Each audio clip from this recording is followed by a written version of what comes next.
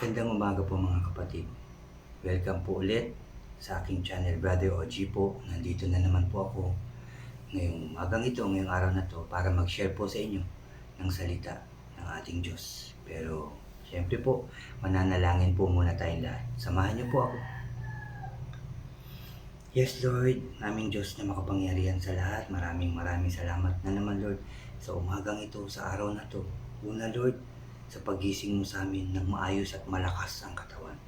Salamat sa pagbigay mo na naman Lord ng isang pagkakataon sa aming mga buhay o Diyos. At salamat din Lord sa iyong salita na aming mapapag-aralan, mapapakinggan at mababasa.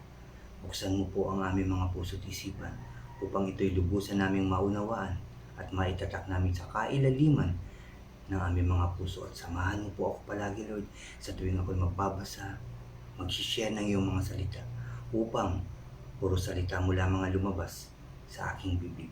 Salamat aming Ama sa langit. Lord, inaangkin na namin ang katagumpayan ng aming gawain ito. Pinupuri ka namin at pinasasalamatan sa tanging pangalan ng aming Panginoong Jesucristo. Lahat tayo ay magsabi ng Amen, Amen, and Amen. At ito po ang aking channel.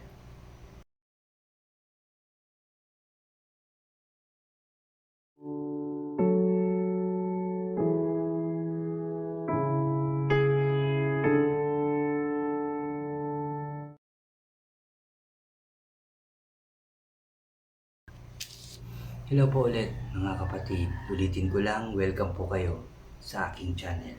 At dyan po sa mga bago po, yung mga una pa lang na nakapunta po dyan sa aking channel, huwag niyo pong kalimutan na mag-subscribe po. Paki-like and share niyo po ang aking mga videos. Paki-click na rin po ang notification bell para lagi po kayong updated sa mga bago ko pang i-upload. Maraming salamat mga kapatid. Salamat po. Kahapon, shinare ko po sa inyo ang chapter 31, no? At ito po ay may mga pamagat na si Joshua at ang kahalili. Si Joshua ang kahalili ni Moses. Dapat basahin ang kautosang tuwing ikapitong taon at ang huling tagubilin ni Yahweh kay Moses. At dito nga po sa hanggang 29 at dito po meron kasi hiniwalay ko po yung verse 30 na may pamagat na ang awit ni Moses, tuloy-tuloy po hanggang dito sa chapter 32 na po mga kapatid. So, ito yung huling tagubili ni Yahweh at pagkatapos ito nga po yung sinabi na gumawa siya ng isang awitin. At ito na po yung awitin na pinagawa ng Diyos kay Moses. Dito nga po sa Deuteronomy chapter 32. Sabi nga po sa verse 30, ang awit ni Moses. Ito ang kabuuan ng awit na ipinarinig ni Moses sa mga Israelita. At verse 1 ng chapter 32 na, pakinggan mo, ito na po yung awit.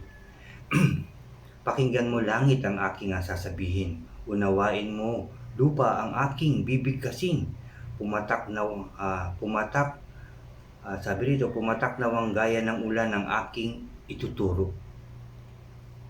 Ang salita ko nawaya tulad ng hamog na namumuo upang halamay, diligan at damoy tumubo.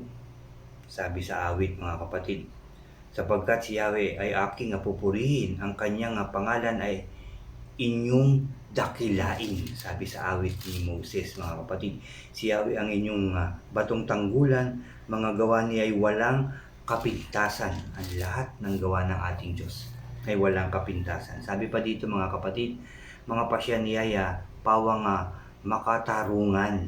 Siya ay Diyos na tapat at makatuwiran. Dapat ang Israel, sabi dito sa kanya ay datapwat ang Israel sa kanya ay nagtaksil. Sabi pa, di nakarapat dapat na mga anak ang turing, sabi. Dahil sa pagkakasala nila ay ugaling suwail. Sabi dito, ulitin ko lang, dahil sa pagkakasala nila at ugaling suwail. Sabi dito, mga mangmang at hangal na tao, ganyan ba susuklian ng kabutihan sa inyo ni Yahweh na inyong Ama at sa inyo'y lumikha?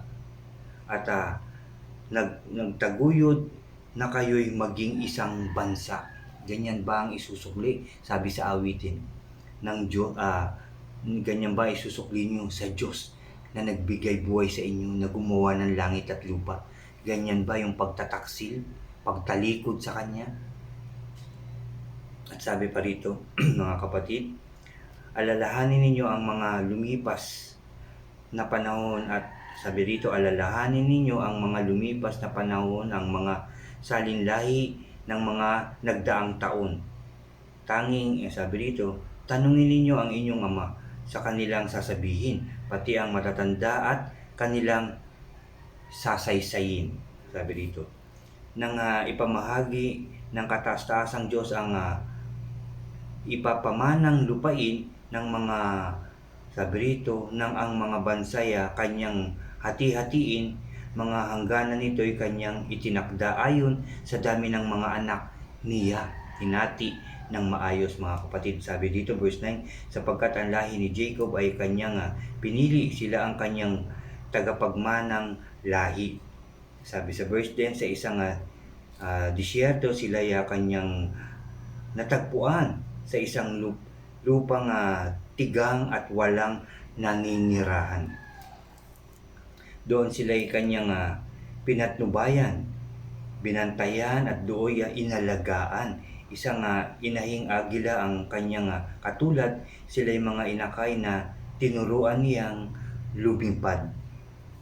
Si Yahweh lamang ang sa kanila pumapatnubay, walang Diyos na banyaga ang sa kanila'y dumamay.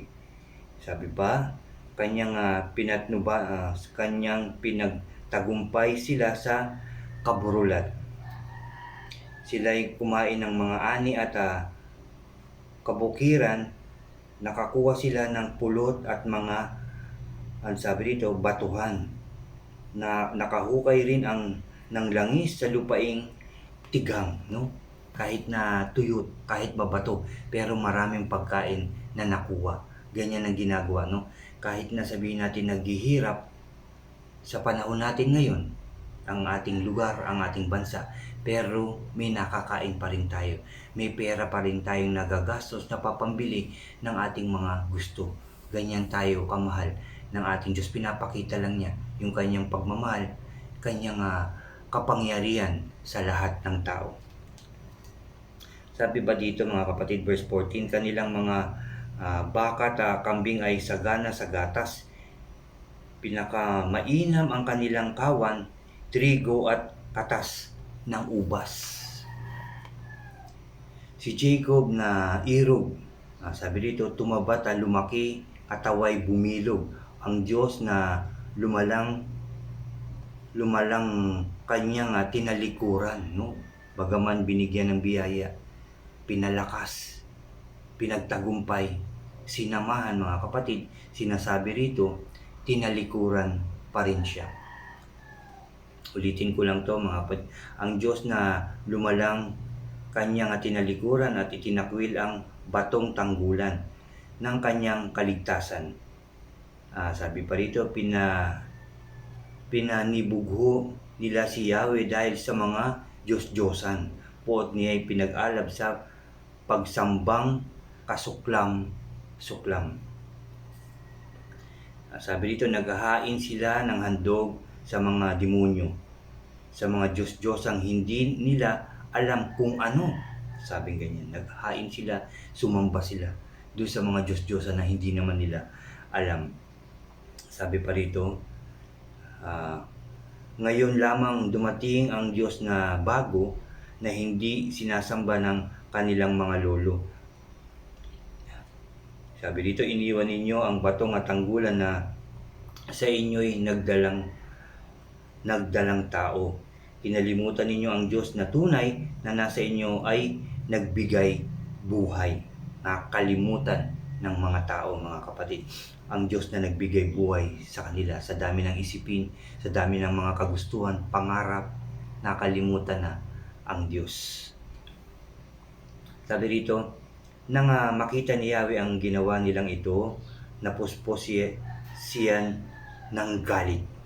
Doon sa pagsamba, sa pagtalikod sa Kanya, mga kapatid, nagalit ang ating Diyos. Po't niya ay nag-alimpuyo laban sa mga anak na inari niyang totoo. Kaya ako lalayo, ang sabi niya, kanilang mga dalangin di na diringgin pa sa galit ng ating Diyos. Kaya ako, sabi niya, kaya't ako'y lalayo, ang sabi niya, kanilang mga dalangin di na diringgin pa.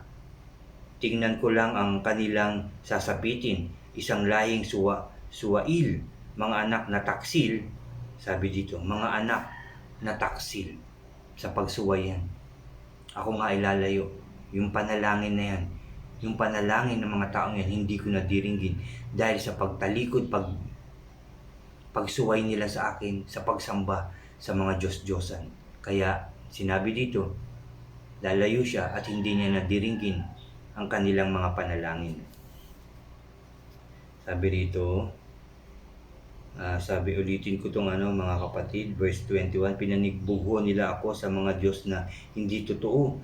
Sa pagsamba sa kanila ginalit nila ako, kaya't bayang hangal, kahit hindi akin ay siyang gagamitin upang aking bayan, sabi dito, upang aking bayan galitin at panibughuin. Galit kuya, bubuga ng nag-aalab na puot, maglalagablab hanggang sa kailaliman ng daigdig ng mga patay. Yung galit ng Diyos, maglalagablab daw hanggang sa kailaliman, mga kapatid, sabi dito. Hanggang sa kailaliman ng daigdig ng mga patay. Lupat bunga nito, apoy ang tutupok. Sa mga silangan ng bundok siya ang susunog. Sabi dito, tatambakan ko sila ng labis na paghihirap. Pauulanan ko sila ng aking mga sibat. Padadalhan ko sila ng nakalulunos na salot, matinding lagnat at gutom ang aking idudulot. Mababangis na hayop ang aking pasasalakayin. Sa mga lansangay magkakaroon ng mga patayan. Sindak at takot naman ang mga tahanan, sabi dito. Binata't dalagay kapwa pupuksain, maging pasusuin sanggol at matatandang ubanin, mga kapatid, padadala niya yan. Dahil nang pararating niya yung kanyang galit, dahil nga sa ginawang pagtalikod ng mga tao sa kanya. Naisip ko na sana'y sila'y lipulin. Sa alaala ng madla sila'y ay pawiin. Subalit ayaw kong mangyari na ang mga kaaway ay mahambog na magsabi kami ang lulupig sa kanila. Ngunit akong si Yahweh ang talagang sa kanila'y nagparusa. Sila, sabi dito, sila isang bansang salat sa katuwiran, isang bayang wala ni pangunawa man. Kung sila'y matalino, sabi dito, naunawaan sana nila nangyayaring pagkatalo. Kung bakit sila nagapi, sasabihin nila ito. Sabi ganun, mga kapatid. Sabi dito, paano matutugis ng isa ang 1,000 o ang 10,000 na 2 katao lamang? No, sabi dito pa, sila'y pinabayaan ng kanilang batong tanggulan na sa kanila'y nagtakwil at nang iwan, mga kapatid. Dahil sa ginawang yun, sa pagtalikod sa Diyos, nakalimutan siya, sumamba sa mga Diyos-Diyosan, nagpatuloy sa pagkakamali, pagkakasala, mga kapatid.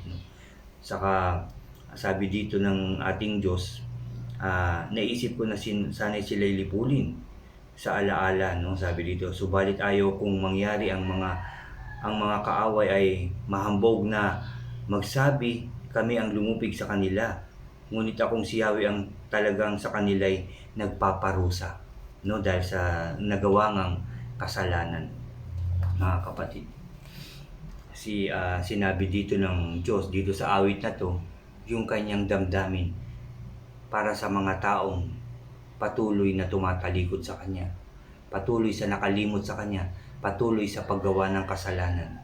Sinasabi niya ang kanyang galit at yung mangyayari sa mga taong iyon kung magpapatuloy sa kasalanan.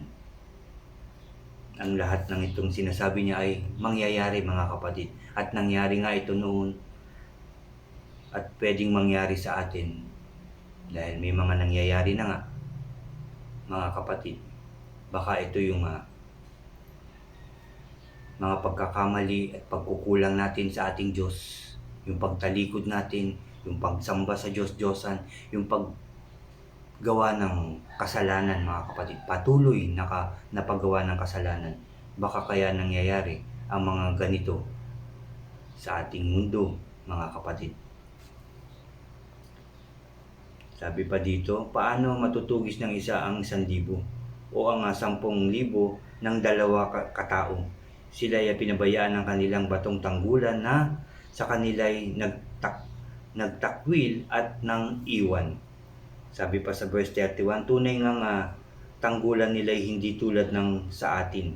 Maging ating mga kaaway, ito rin ang sasabihin. Sila ay sanga ng ubasan ng Sodoma, mga nagmula sa sabi dito, taniman ng Gomora. Mga ubas nila ay tunay na lason at mapakla. Ang aklat, sabi dito, ang alak na dito'y kinakatas at gaya ng mabagsik na kamandag ng ahas. Hindi ba't iningatan ko ito sa aking kaban? Natakpan, sabi dito, natatakpang mahigpit sa aking tipunan. Sabi niya, akin ang paghihiganti. Akin ang paghihiganti. Ako ang magpaparusa. Sabi dito, kanilang pagbagsak ay nalalapit na. Araw ng kapahamakan sa kanila'y darating. Lubos na pagwasak ay malapit na sapitin. Binigyan ng katuwiran ni Yahweh ang kanyang bayan. Mga lingkod niyang hirang kanyang kahabagan. Kapag nakita niya sila'y nang hihina na at lakas nila'y unti-unti nang nawawala. Pagkatapos tinanong ng Diyos sa kanyang bayan, nasaan ngayon ang inyong mga Diyos? Tanggulan sabi dito, nasaan ngayon ang inyong mga Diyos? Tanggulan inyong pinagkatiwalaan, nasaan? Sabi ganyan. Sinong umubos sa taba ng inyong handog? Sino ang uminom ng alak na ninyong kaloob? Bakit hindi ninyo sila tawagin at tulong ay hingin? Hindi ba nila, sabi dito, hindi ba nila kayo kayang sagipin dun sa mga sinasabi to ng Diyos, dun sa mga nilapitan, hiningan ng tulong? Ngayon, humingi kayo ng tulong, sabi niya. Dahil marami kayong nararanasan, naghihirap kayo, nagugutom kayo, may karamdaman kayo. Kung saan kayo lumapit, bakit hindi kayo humingi ngayon ng tulong? Sabi niya. Dahil nga, di ba, dun sa kanyang hinanakit na naramdaman dun sa pagtakwil, pagtalikod, at pagsamba sa mga Diyos-Diyosan.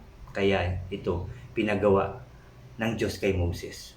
Sabi sa 39, alamin dito, alamin ninyong ako ang Diyos. Oo, ako lamang, sabi niya. Ulitin ko to, mga kapatid. Alamin ninyong ako ang Diyos. Oo, ako lamang. Maliban sa akin ay walang nang iba pa. Ako'y pumapatay at nagbibigay buhay. Ako'y sumusugat at nagpapagaling din naman, sabi niya. No, napakaganda, mga kapatid.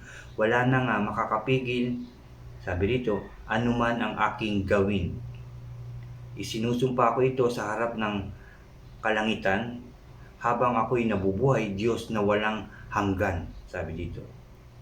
Verse 41, hahasain ko ang aking tabak na makinang upang igawad ang aking katarungan. Mga kaaway ko'y aking paghihigantihan at sisingilin ko ang sa aking nasusuklam. Sa aking mga palaso, dugo nila'y dadanak, laman nila'y lalamunin nitong aking tabak. Hindi ko igagalang sino mang humadlang o lumaban. Hindi ko igagalang sino mang lumaban. Tiyak na mamamatay, bilanggumat sugatan. Sabi dito, bilanggumat sugatan. Verse 43, mga bansang bayan ni Yahweh, inyong pupurihin, mga pumapatay sa kanila'y kanyang pinaparusahan. Ang kanilang mga kaaway, kanyang gagantihan at pinapatawad. Sabi dito, pinapatawad ang kasalanan ng kanyang bayan. Amen and amen, mga kapatid. Yan po ang hanggang chapter 43 lang po tayo, yung kabuuan lamang ng awit na pinagawa kay Moses, at susundan ko po ito ng part 2 uli, mga kapatid, itong Deuteronomio chapter 32. At dyan po natapos yung awitin na sinabi ko nga na pinakita, sinasabi at pinaramdam ng Diyos yung kanyang galit sa mga taong sumuway, tumalikod sa kanya at sumamba sa mga Diyos-Diyosan. Ulitin ko lang, yan po ang chapter 32, mga kapatid, na hanggang chapter 43, verse 43, mga kapatid, na pinagawang awit ng Diyos para kay Moses. At yan po ang part 1, at bukas po ang part 2. Maraming salamat sa ating Diyos, at maraming salamat din sa inyo, mga kapatid, sa pagsama nyo at pakikinig na naman ng salita ng ating Diyos. Mga kapatid, mananalangin na po tayo. Samahan nyo po ako at ihanda ang inyong mga puso at kakausapin natin ang ating Diyos. Aming Diyos na makapangyarihan sa lahat, maraming salamat po muli sa iyong mga salita na aming narinig, O Diyos. Pinaramdam mo, pinarinig ngayon ang iyong galit sa mga taong suwaid, sa mga taong patuloy na nagkakasala, sa mga taong patuloy na sumasamba sa mga Diyos-Diyosan. Lord, iligtas mo po kami at patawarin sa aming mga kasalanan, pagkukulang at pagkakamali na nagawa simula sa aming mga ninuno hanggang ngayon, Father God. Patawarin mo po kaming lahat, O Diyos. Patawarin mo po kami lahat. At nawa, Lord, tuluyan nang mawala, Lord, ang iyong galit sa aming lahat. At muling ayusin ang aming mga buhay.